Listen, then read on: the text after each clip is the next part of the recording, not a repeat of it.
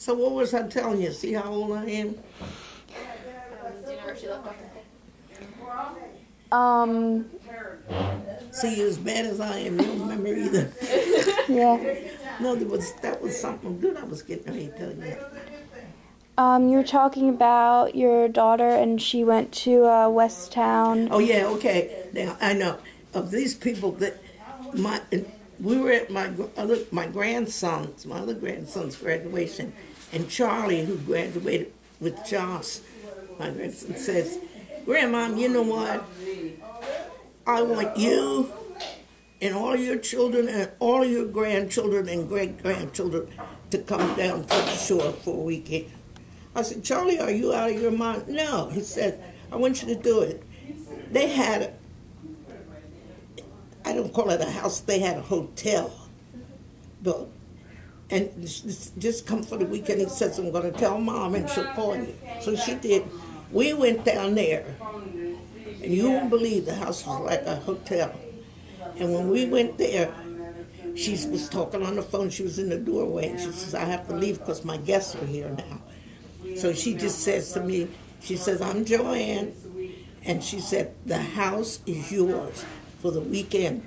I'm going to be upstairs in my room. If there's anything you want, let me know. Otherwise, I'm up there." And that's where she stayed. She only came down because we told her we wanted her to come down and eat dinner with us. And right now, she'll come here and she'll eat or she'll sit or she'll do anything like, just like she's my sister or something. And she's just, well, now they moved out of the big house they had. And they rent it for $1,500 a week. So now you know what it's like. 'Cause it was on sale for $11 million. Wow. So you see, it's just them. And Charlie either, he'll call up and say, "Grandma, I'm coming to dinner." And I said, "No, you're not, because I'm not cooking," or something like that. I mean, he's just like family. So, I don't know the difference between me and you, except we're people, and I can hurt you as well as you can hurt me. And if you cut me, the same red blood will run out of me as it'll run out of you. It might not be tight, but it'll still be red, or else I'm dead. So I just don't get it. That's the one thing in life I have never, ever figured out. Why would you think you're better than I am? Even if you're rich and I'm poor. Because the Bible says anyway, a rich man will never enter the kingdom of heaven. So, I mean, why would you, I snub my nose up at you just because I'm poor and you're rich? You could have been poor and I could have been rich. It could have been the other way around. So you never know what's going to happen to you in life. And if God didn't want black people here, as they call them, well, he'd have put all white people here. You ever think about that? That you should think about what you're saying and what you're doing instead of just doing and saying what you want. Because I know there's a lot of things in your life and mine that I would like to do or say, but you just don't do it. Yeah. Has anyone ever said anything negative towards you or hurtful towards you because of your color? Only if you want to share. If you don't want to share, that's fine. Oh, I'll share anything with you. You can ask me anything. You can ask me if anybody ever called me a nigger or something like that. No, that has never, happened to me. Good. Because I don't know if I look tough or what. Yeah. But I'm not one lady. Because I was talking to her about a bill that I told her about. I wasn't going to pay it until they looked into my insurance, And she was saying, I said, "Why do you keep ignoring me when I've called and you don't answer the phone and they say you're going to call me back and then you never call me back?" She says, "Because you're not nice to me." I said, "Lady, what do you mean I'm not nice to you?" She said, "You're always yelling at me." I said, "That's just the way I talk." I said, "I'll give you 100 people to call and everybody will say I'm the best person ever." I said, if I wasn't nice to you, it wasn't intentionally. And I apologize for it, I said to her. I said, because you don't know me and I don't know you. We only talk on the phone, so how can I not be nice to you? Everybody gets mad about something that you keep getting bugged about that is not right, So, but nobody's never. I can't remember anybody ever calling me black or you're a nigger. I can never remember it. Nicole, do you have a question? I don't want to talk them all. Well, do you might think that would have to do with like the place in which we live? I mean, we don't come from the South. We don't come, you know what I mean? Like we come from, this little suburban areas. Now, you said, is that the reason why they don't? I just think if you think that has affected like why you haven't had that many experiences. It might have, because I came from the South, from Georgia, Augusta, Georgia, when I was 4 years old. So see, I've always been raised up there in the North, so maybe that. But like I said to you before, this lady I worked for, she just taught me a lot of things. You don't take from people, and you talk up to what you want. That you have to. You have to speak up for what you want, and you just don't let anybody just tread on top of you. You're tough. You're tough. No, I'm not tough. I'm just for real. You know what I mean? Let me see. How can I put it to you? I don't. Well, for instance, you could have come in here acting all drawn up and everything like, she's black, and I don't know if I ought to sit down or something. You with an attitude. Because you could think. Let me ask you a question. Do you think I'm for real? Yeah. Well, do you think I'm tough? I think you have a good personality. You don't really let things bother you, and you're very down to what's important and what matters. Exactly what I am. That's just exactly where I am. Great. Yeah, and you just know what's right, and you stick to that, and that's it. And I think though that it did have the fact that I came from the South when I was younger, because they'd have probably killed me. They'd have probably killed me down south, because they don't take stuff from black people down there. They didn't used to. Yeah. I should say. Mm-hmm. Do you have another question, Nicole? Did all of your kids go to school in this area? Yeah, they all went to school. They all went to high school, and none of them went to college. My children never went to college, because my daughter didn't have to go. She just went into nursing school. Yeah. But none of my children did. But my grandchildren has gone to college. I have a granddaughter that lives in California that works for a big-time movie producer that does stuff for TV. And she's been in California for some 20-something. She's like 40-something years old. And my other grandson went to the Army, and then he was policeman for Pittsburgh, where he lives, until he hurt his shoulder in the service, and then he got so that he couldn't shoot, So, my other granddaughter works for Deborah Schools. She's a teacher. And my other granddaughter that went to college is a social worker. So Terrence never went to college because he went in the service, the one that was the policeman. He went in the service. But my other grandson,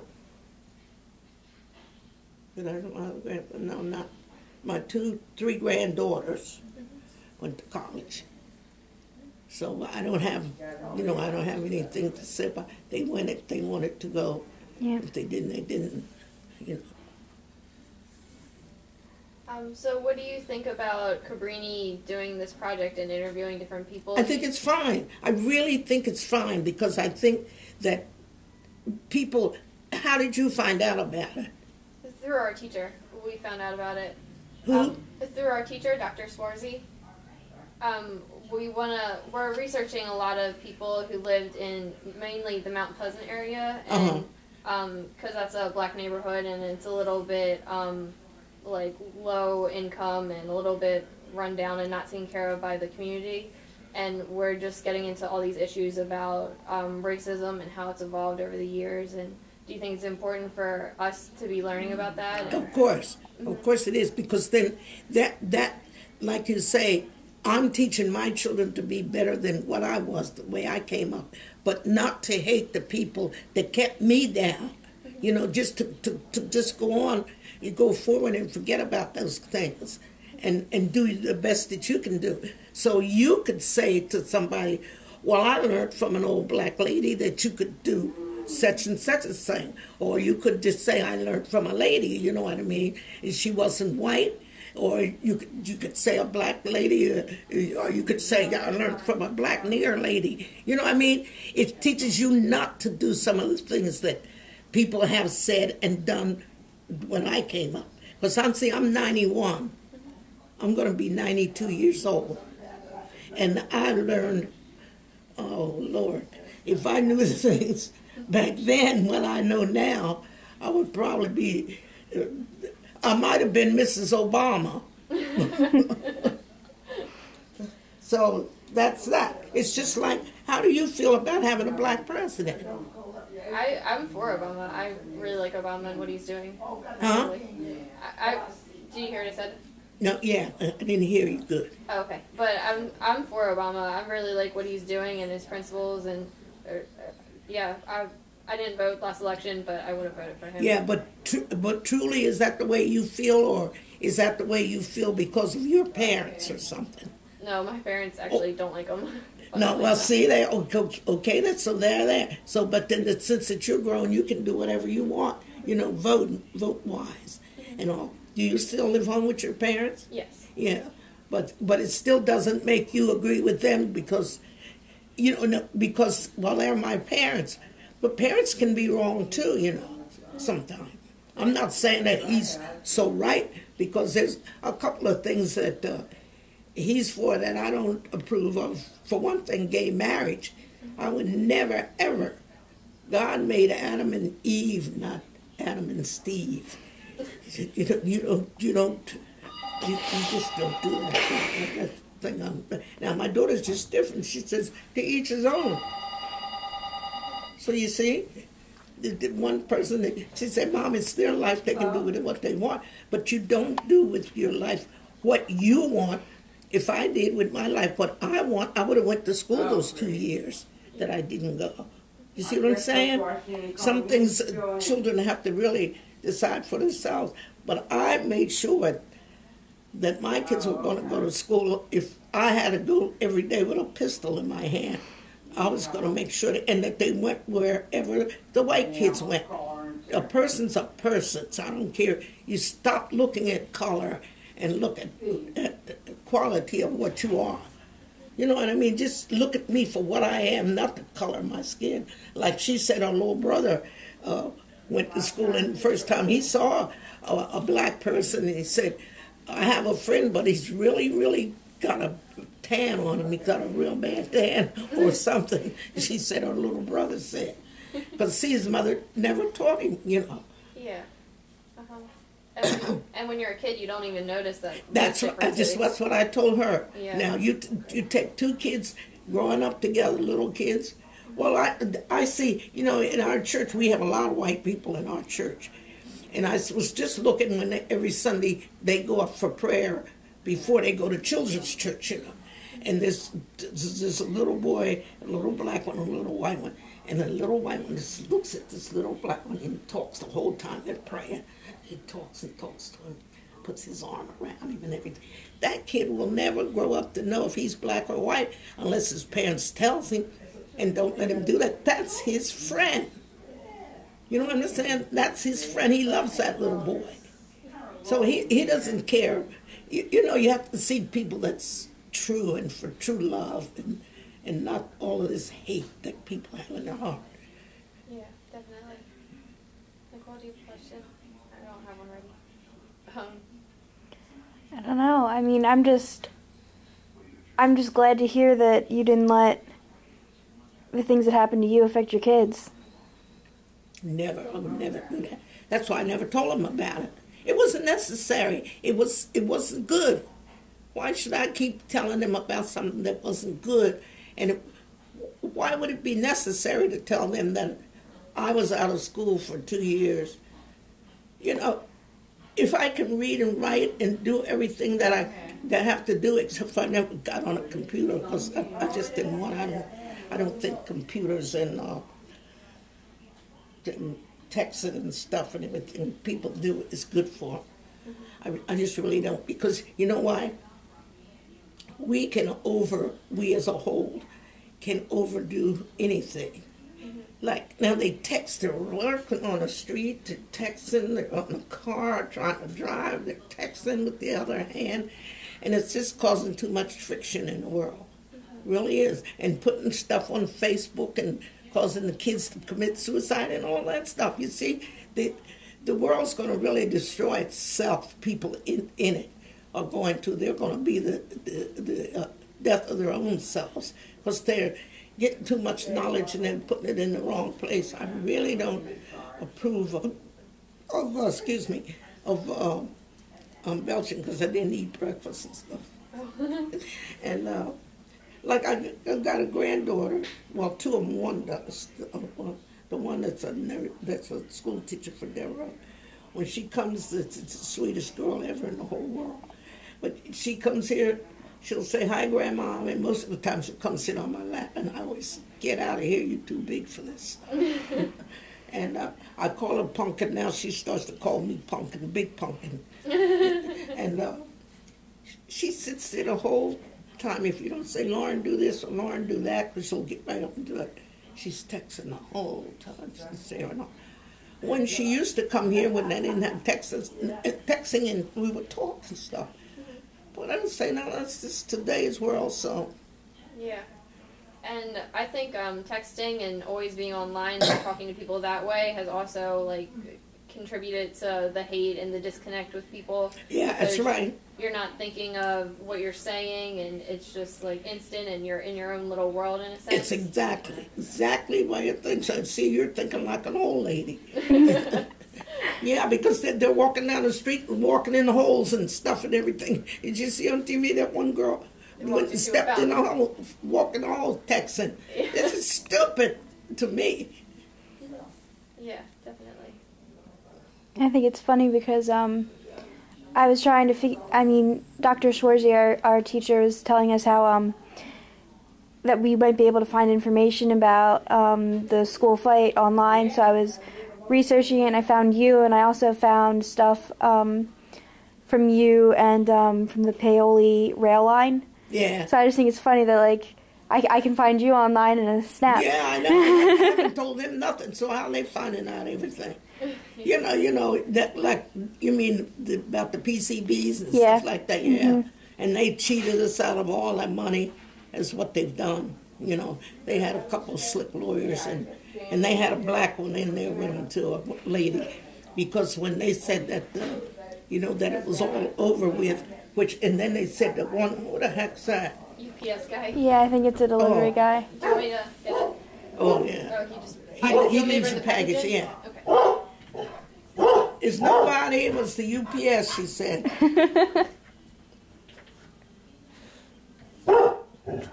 Is it a big box? If it is, leave it out there. He'll come out. Mom, what's he bargaining for? Because UPS left something. Probably something on Johnson's. Hi, dog. Stop smelling up on her stuff. Behave yourself. Just sit it right down there, any place out the way, honey. Thank you. Now, what was that you asked? What were we talking about? We were talking about the school fight and the railroad thing, right? Oh, yeah, the railroad thing. And in a couple of the different people, you know what I mean, has gone bankrupt that we've never got money from. And I lived this was the railroad, I lived here. Yeah. I was the closest one to the railroad track through all other people in Paoli, and I got the less money. So you see that, and that still goes on. And a lot of people has gotten cancer and sick and everything else from that PCB. Mm-hmm. Wow. Yeah, so see, you find out a whole lot of stuff on there. about it? Did you find out how much money we got? No, they didn't have that, but they had a list. They had a list of all the people who were suing, and you were one of the people. And there was like a quote from you that you said to a newspaper about how you were worried about because you would garden. Yeah, because I had a garden. Mm-hmm. You know, I think I'm the only one that had one. And then we ate all that stuff, and you see all that PCB was in the ground. And we got, like, 1, 2, 3, 4 of my kids, four of my kids have a disability that they can't walk straight and stuff and all like that. And I think it came from that PCB.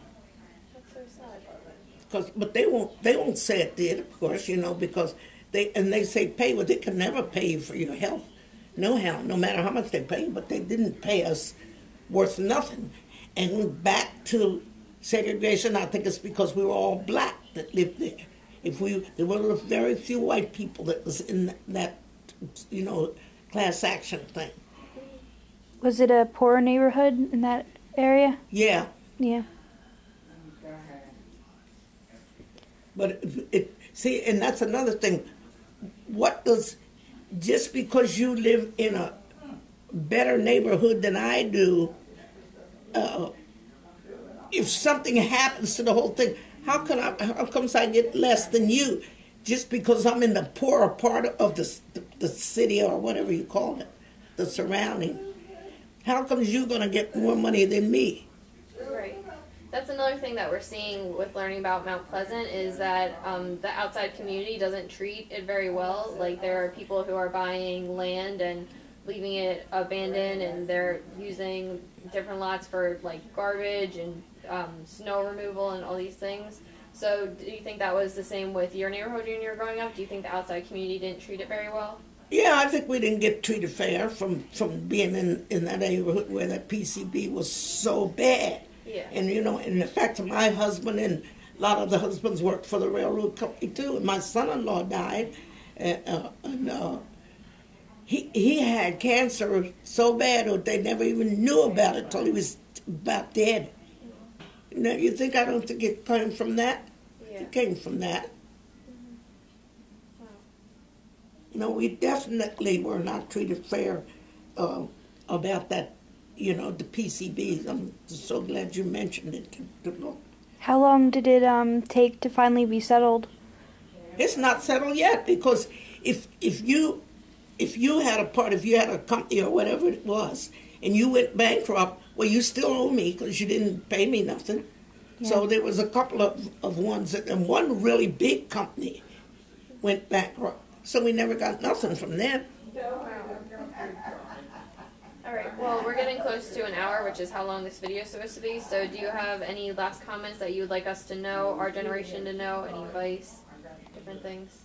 No, I think I told you everything, and I think you were very good at, because some of the things that you asked, like from the railroad, I wouldn't have never thought to even tell you about that you brought up and everything. And I think that you're doing a good thing, and I think that you should really keep on doing it and searching it and letting people know, the younger generation too, as what happened. I don't think they should ever let it be that we got segregated and didn't go to school for 2 years. It didn't make sense.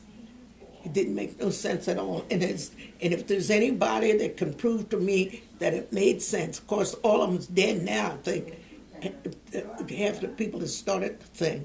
And I know Mr. Crosby was a big with the NAACP that did an awful lot for us. I know he's dead, you know, because one of his daughters is still living. And he had twins of Essie and Bessie, and Bessie's still living. Essie died. But I think it's really good, and I thought it was good when Mr. Rogers first brought it back up, because, you know, somebody called me and he said, "I'm Mr. Rogers, I'm from the Historical Society of the Easttown High School. Were you in the school fights? Somebody gave me your number to call." Yeah, I said, "Yeah." So from there we went and, talked and stuff like that. And he is really a nice person. Because he acted like you do, like you two acted like it was disgusting. He really had it like so deep down in it. How could they do such a thing? Some of the things that we told him, he said he would just not answer. When something gets you so deep that you just don't even answer. But he was very, very nice person. And he just dug into a lot of things that I guess we had forgotten about and everything. In fact, I didn't even never think of that school fight anymore. And I'm glad I didn't, because I might have got an attitude towards it. You know what I'm saying? Mm-hmm. And cause my kids, oh, well, you don't want to do that. They didn't do this for your mother. And all the education you can get. Yeah. Okay, great. So, I think that's it. well, maybe she just wants to stay here and talk to me. Is it done recording? Yeah.